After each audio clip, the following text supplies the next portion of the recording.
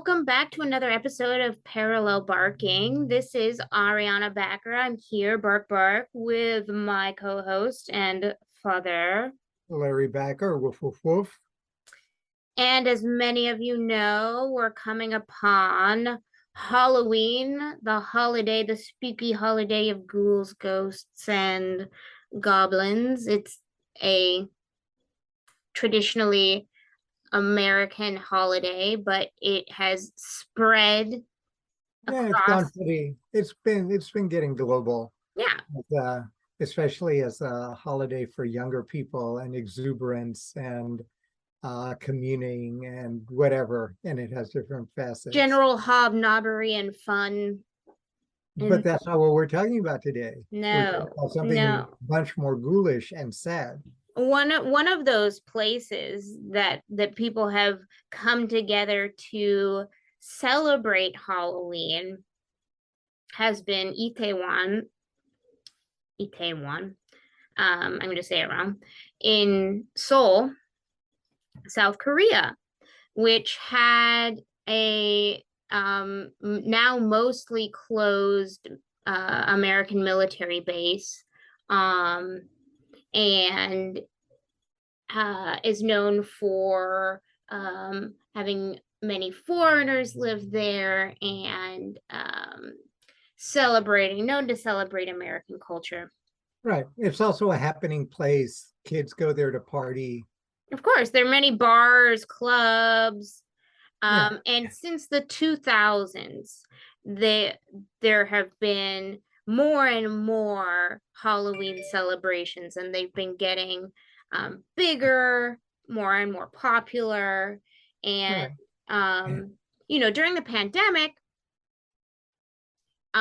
it cooled down a little bit, of course, because there were lockdowns, but A lot of it because there were lockdowns, which meant a lot of people were frustrated and desperately looking to get back to life pre-COVID.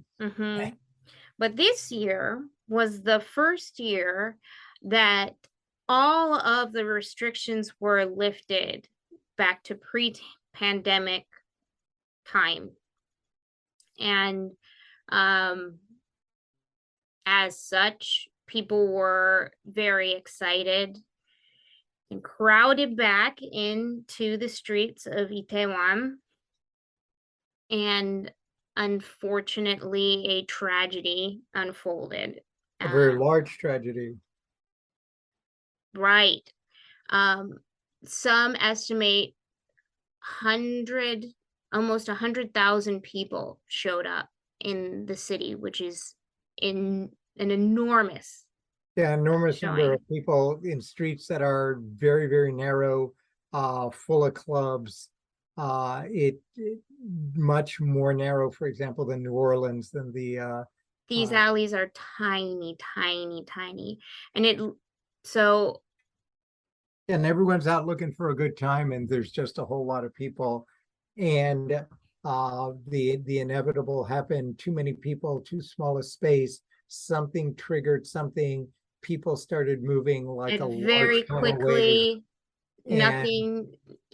people just died. They got crushed. They fell or they 150 got crushed. people, at least 150 people were killed after they were crushed in the Well, as they crowd. were being crushed. Some of them walked on, some of them literally just having no place to breathe.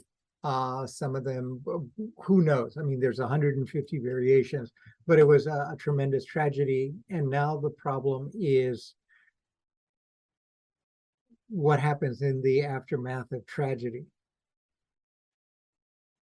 Right. I mean, one of my immediate thoughts was this is terrible. All of those people, how horrendous, of course.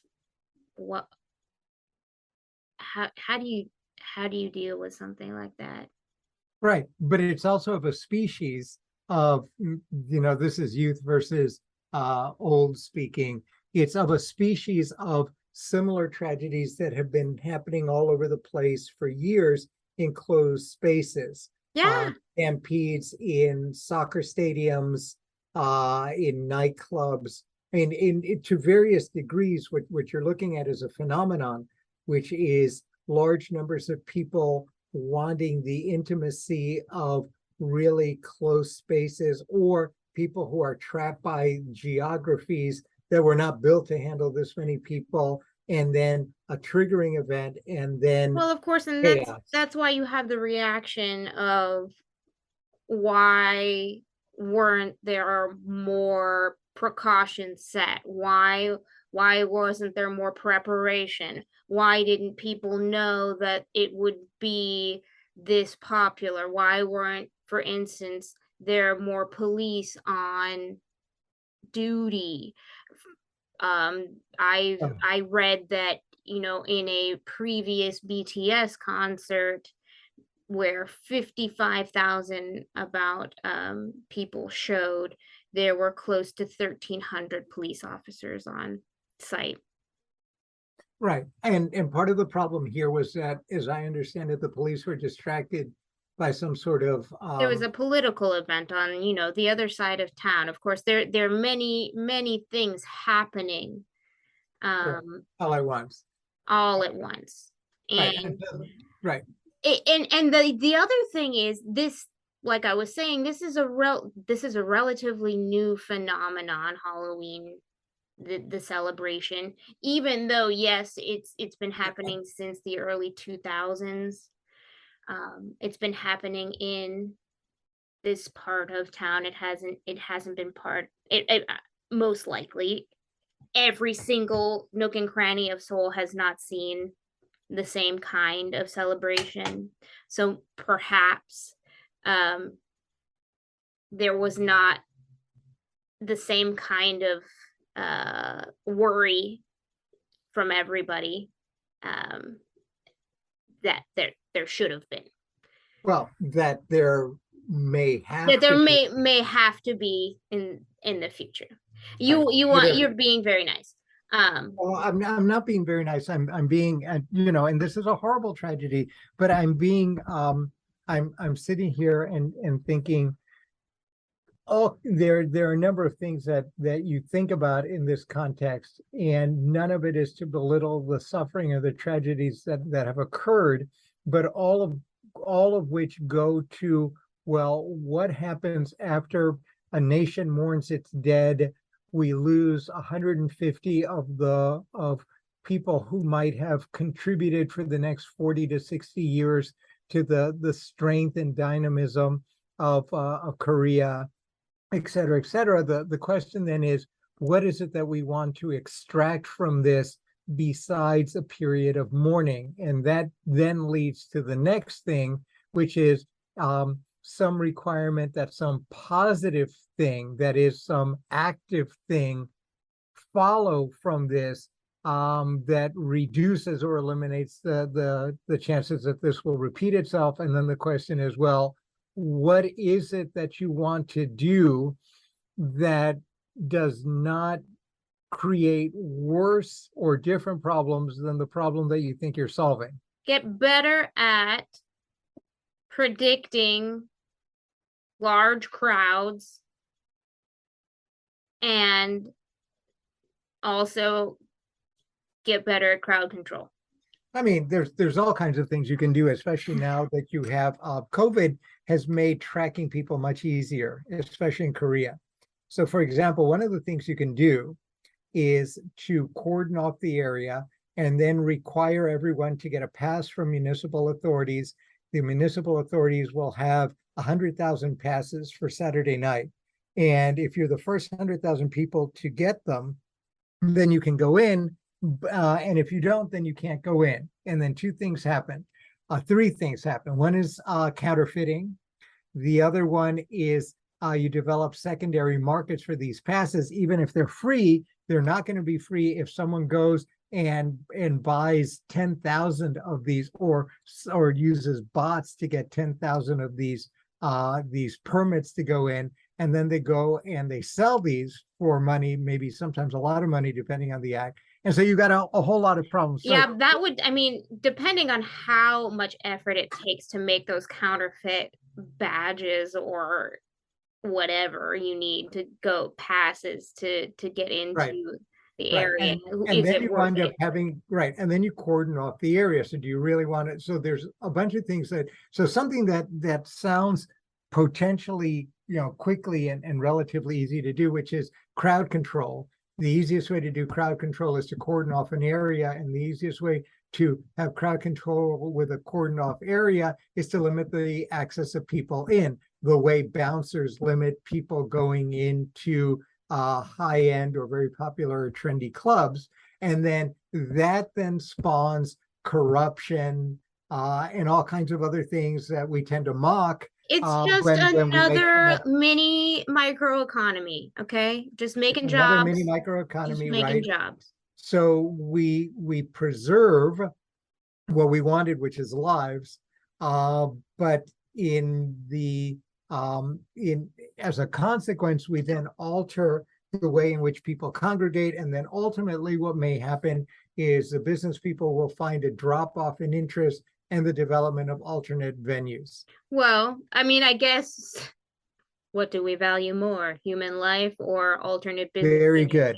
Very good. And it's not a matter of valuing human life. That sounds like some silly soundbite that you get from Well, some that's kind manipulative of bot. exactly what it is. I mean, No, it it's not that at all. it's We value human life. We value human yes, life, we but do. that's not what we're talking about. We're talking about what you yourself raised at the very beginning. We're not talking about the extreme importance of human life. We're talking about risk that a conflation of factors will produce an unacceptable risk of loss or threat to human life. And so to shift that to, oh my God, human life is sacred. Of course, human life is sacred, but that's not the issue when you've got over 100,000 people in a small area and then a tragedy occurs and some people die. What you're worrying about and what we've been talking about is not the loss of life. We all agree that we want to prevent it. The question is, how do you develop then systems of prevention, right, that are geared to the risk of a catastrophic result, but to do it in a way that does not otherwise impede the ability of the people to come together and enjoy themselves in ways in which they themselves drive, right? I mean, the other thing, and that becomes a problem. It's the risk, and then the attachment to risk of measures that are meant to either prevent or mitigate the risk. And that becomes a very different analysis. The other thing you can do in the old days, one of the things you can do is just shut down the entire district. Right. Well, great. That means that you won't have another 150 people die there, but you may have a bunch of people die somewhere else as people want to be entertained, and you can't suffocate a culture because of a tragic series of errors and events. And then the question is, well, are there micro errors? This is a granular thing. Was there a micro error? What would have happened if you would have had a bunch more police there? Would that have helped? We don't know yet. It's way too early. You suggest quite rightly that the last time this occurred, where there were a bunch more police, there was nothing. But we don't know whether the factors were the same, the situation was the same. But that's worth a significant study by people who one hopes the government will then bring in experts and the others who will take their time and work through this in a meticulous and thorough way. But the problem is risk, and to some extent the value, the extent of the risk that you're willing to tolerate as a function of the way in which you cherish life. Right. And that's a difficult calculus to make precisely because we never really think about it that way. We're so busy with our sound bites about all life is critically important and the like, that becomes we never get to the helpful part of this, which is, okay, great, we all agree with that. And I certainly do. Well, then what is it that we're doing concretely to do two things: to allow the people of South Korea, especially 20 and 30 somethings, to enjoy the exuberance of life in ways that they find fulfilling. Whatever we think of it, it doesn't really matter. They love it. they go and that is how they live life to the fullest versus making sure that they're safe. And now we've got a real problem. And it's not just a problem in South Korea, it's a problem in soccer stadiums, it's a problem in football stadiums, it's a problem in other venues as well. And it's the problem of how do you deal with masses of people where there is always a risk of something going wrong. And it need not be, I mean, we don't even know what went wrong in this case, but it could be something as dangerous as a fire in a club, right? Because that could have happened too. A fire in a club, people start racing out onto a narrow street, they start screaming fire, fire, everyone panics, and now you have the same result. Or it could be a brawl between gang members. Yeah. Right. And each of those would then require a different set of responsive techniques by the police. Having a bunch of police there strutting around on their horses or whatever it is that they're going to be strutting around with will be useful, I guess. But how do you deal with a fire in one of the clubs, a fight between gangs, or whatever happened here? And so now all of a sudden, something that looks simple, my God, this should have been so easy to I mean, prevent. you have to many times deal with it on a case by case basis. It's not, you Yeah, can't but just how are you gonna generalize. how do you deal with a case by case basis before the fact?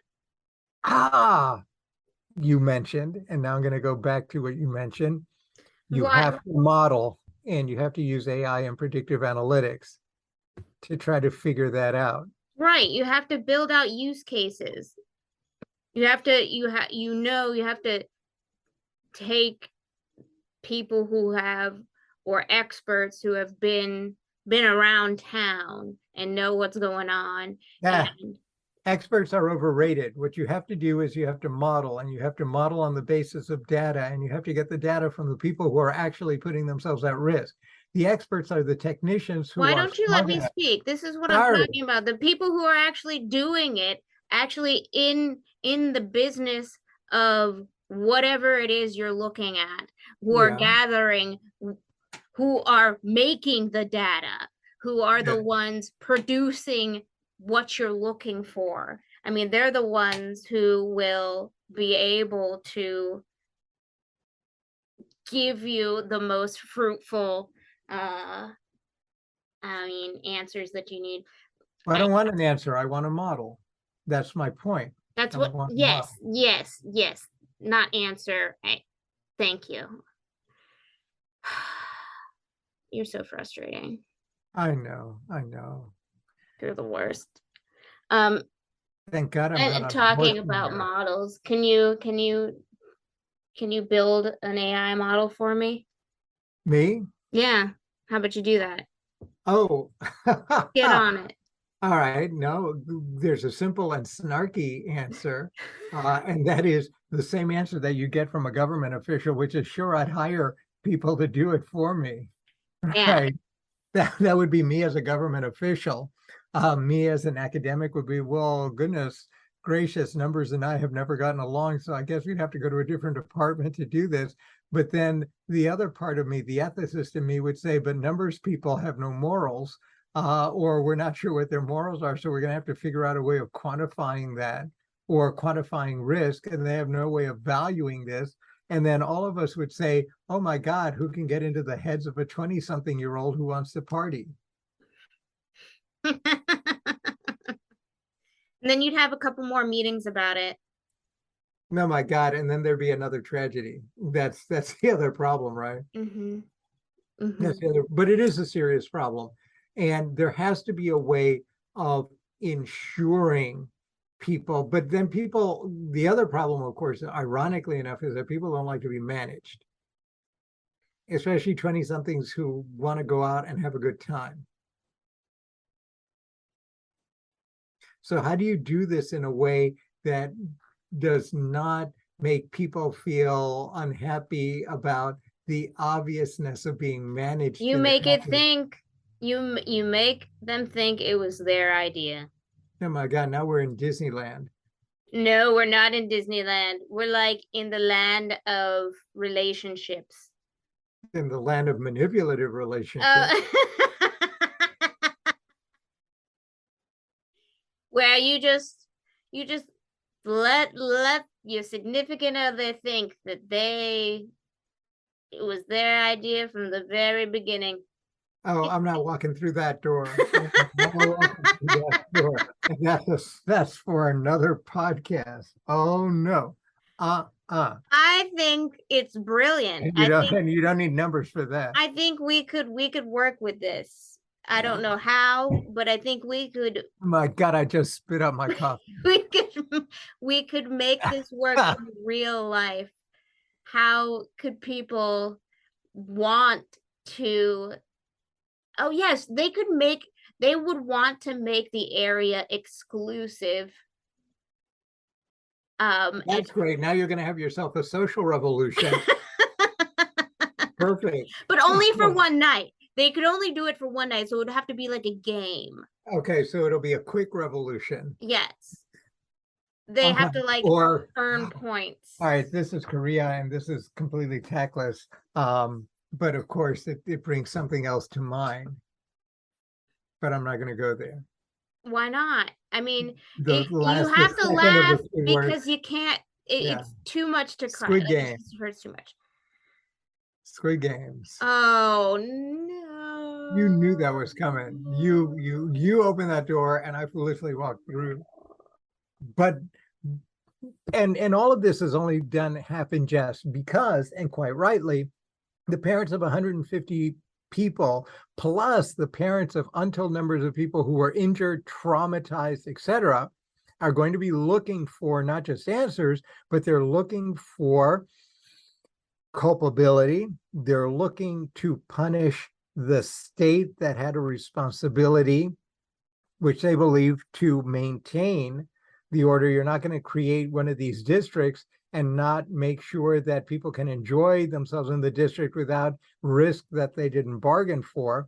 And so the state is left holding the bag here. And if the state does not respond quickly and in ways that are in accordance with the expectations of people, and especially the people who suffered tragedy, then you've got a problem.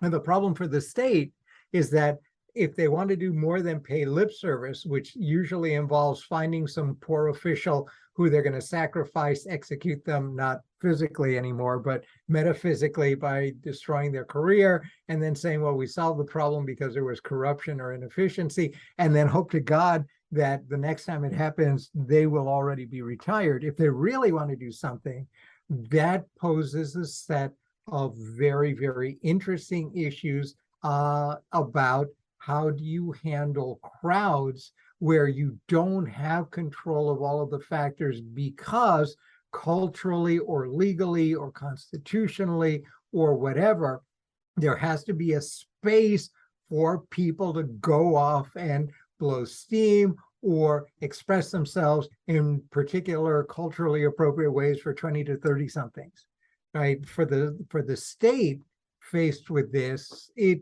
poses a significant problem, but one that they can't, if they want to remain in power, one that they can't ignore.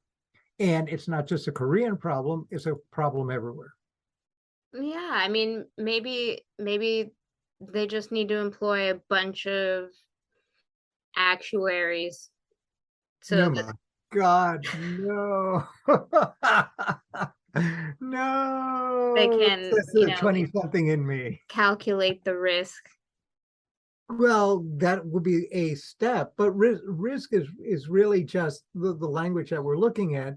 We know that the risk, and it's not just, it's risk and probability, right? And then we get into Well, then, yeah, yeah, I we mean, need the traditional statisticians, we problems. need economists, we need Right. everybody. Well, but we also need values, right? And so we had 40 years ago, the big discussion was, we have a 5% risk of a cataclysmic problem by using nuclear power, but we have all of these benefits. Is that 5% risk of a tremendous amount of damage enough to halt the production of or the maintenance or operation of nuclear power plants? So it's risk it's the probability of the size of the risk. So you're dealing with all of these things. And then the taste of people. And it may be that the state and the parents of these kids have a much lower tolerance for risk than the kids who say, it won't happen to me, or it won't happen to me this time. And then what do? So no, I'm not willing to give up being able to go and hear my favorite singers or hang out with my friends in this really cool area, which is cool in part because there's a bunch of us all packed together, and then we may run into people. And while our parents and the state, as parents patriae, are sitting there going, oh my God, oh my God, oh my God, something bad will happen. No, but That's another conversation. I think you're right about the models. I think you could build, you could definitely you could easily build predictive models to figure out, an estimate of what the next year looks like based on previous. Right. And the probabilities of events, and maybe you can modify things. You can use it to figure out if you're using not predictive analytics, but if you're modeling so that you can change factors in your model and then see how that spins out. I mean, one of the things you can do is model things like, well, the alleys were really small and the streets were very long. What would happen if what we did was knock a couple buildings down and put in a park? Mhm. But otherwise not change the character. And we Yeah, put or what that if in the we model and see what happens. yeah, what if we put in more police officers? What if we had none? What if Right. yeah. Right. But the modeling, right. And that's very useful. And it's likely possible. It's going to require a lot of resources to do. But on the other hand, a national tragedy of this scope should be more than enough impetus to devote those resources to try to figure this out. One would think. I don't know if the data's out there. Well, I mean, yeah, yeah, the data may be out there, but the data will have to be Yes, you're right. assembled. It'll have to be put in usable form. It will have to be Exactly. I know coded what and you're together. saying. Yeah. The solution can, yes. Yeah, the pieces are there, but it's still going to require a massive amount of resources to then put all this together Yeah. and then test it and then make sure that you're not blowing smoke and then make sure that your assumptions are right. Still, it is the most, in the long term or the medium term, the most fruitful avenue. And it'll certainly beat the usual suspect governmental responses, either shutting down the district, or limiting access, or blaming the cops, and then firing a couple people. None of that is really going to get you where you want to go, which is to prevent this from happening again, or to significantly reduce the likelihood that this is going to happen again, given the conflation of factors. But none of that is going to be possible unless they actually start doing what they need to do immediately, which is to figure out what happened. How is this different from things that almost happened but didn't? And then what you can do to build something to try to help get a handle on this. And again, to the extent that the Koreans can do this, they will be sitting on top of the world in the sense that those models and those approaches will be infinitely useful to any state or other actor who are constantly dealing with crowds, either small crowds within a confined space or much larger crowds like this one. So that becomes important. But of course, like everything else, with the good, atomic energy is good. It gives us unlimited power, but it can also level 2 large Japanese cities and cause a tremendous amount of Wait, trauma. what? Where are you getting atomic energy here? I'm getting the nuclear bomb. Like everything else, right? The question then becomes, to the extent that we develop the technologies to do this, to what extent are we protecting ourselves against the misuse of these techniques by those who may have the power to develop them or to use it? I mean, it depends on what technologies you're talking about, I guess. Like, We're I mean, talking about the technologies of crowd control. Oh, okay. Yeah, and what I would be concerned about is losing freedom. Um, Exactly. So the next time we want to have a bunch of manifestations about how we want the government to disappear, the same technologies that can be used for our own protection to limit or to manage the number of people in the spaces for a concert when there's 20 somethings wanting to party can then be used to manage the representation of people who are manifesting some kind of political expression yeah, or something else, or expression against bosses, or expression, and sometimes it may be good because one of the things that are good about it is that to some extent you might be able to use this to manage expressions anti-democratic or anti-solidarity movements. So large expressions of prejudice or large expressions of bad things, but at the same time, you're giving power over to someone to make those determinations in ways that if you don't have significant oversight and you don't have transparency and popular participation and accountability in the way in which these things are managed, it's very easy to go from, my goodness, we're never going to have 150 people die anymore, to, wow, we can manage 40 or 50 or 100 million people.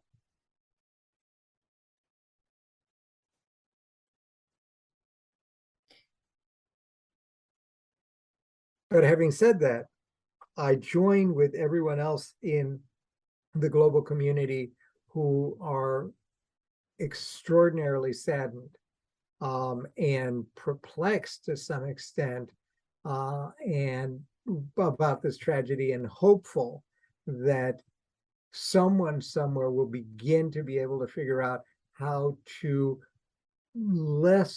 significantly lessen the risk that these kinds of things in these circumstances can happen again. right. And I don't know if we'll ever know exactly what happened, what made this crowd. Right, do this. Yeah. So, listeners, stay tuned. Ariana has just suggested part two. When the report finally comes out, we may come and revisit the issue. Yes, I have. Thank you. You're welcome. Woof woof. Bark, bark. We'll catch you next time, everyone.